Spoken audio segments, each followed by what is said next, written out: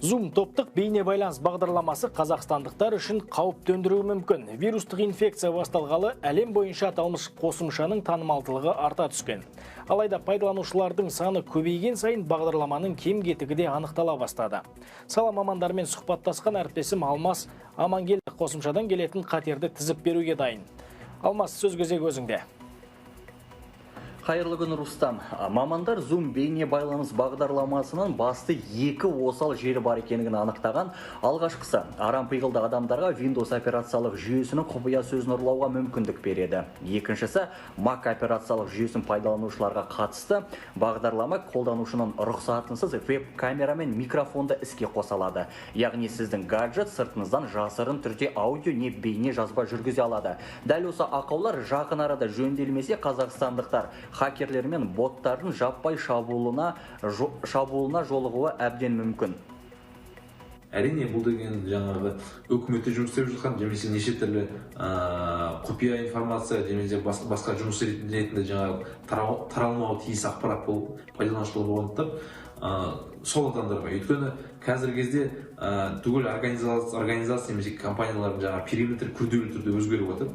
Пайдаланушылар, жұмыскерлердің барлығы үйден жұмыс істегендіктен, олар үйден өзі жекеменшік компьютер немесе жекеменшік телефоннан жұмыс істей бастады.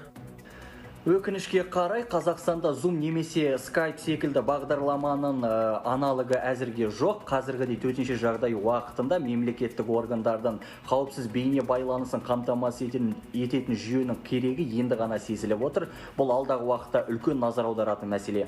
Мысалы, коммерциялық компаниялар мен шенеуніктерді айтпағанда, қазір қашықтан білім алып жатқан мектеп оқушылары мен студенттердің барлығы дерлік осы Zoom бағдарламасын қолдануда. Сол себепті кибер шабуылдарды талдау және тергеу орталығының мамандары өзге қауіпсіз қосымшаларға көшуге кеңес береді.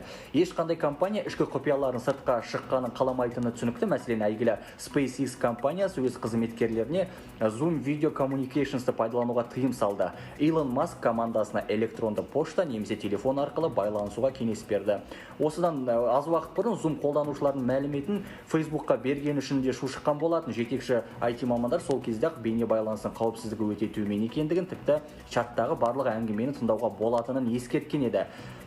Дегенмен кейбір қауіпке қарамастан, коронавирус пандемиясы басталғалы Zoom компаниясының жағдайы өте жақсы. Мәселен, акциялардың жылдық өсімі 58%-ға жетіп, капиталы $2 миллиард көбейді.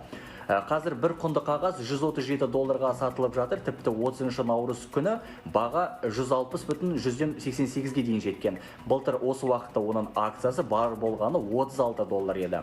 Ал компания негізін қалаушы Эрик Юань дәулеті $7 миллиард асатын әлемдегі ауқатты азаматтар тізімінде 205-ші орында. Індет басталғалы бері ол 72 орынға алға жылжыды.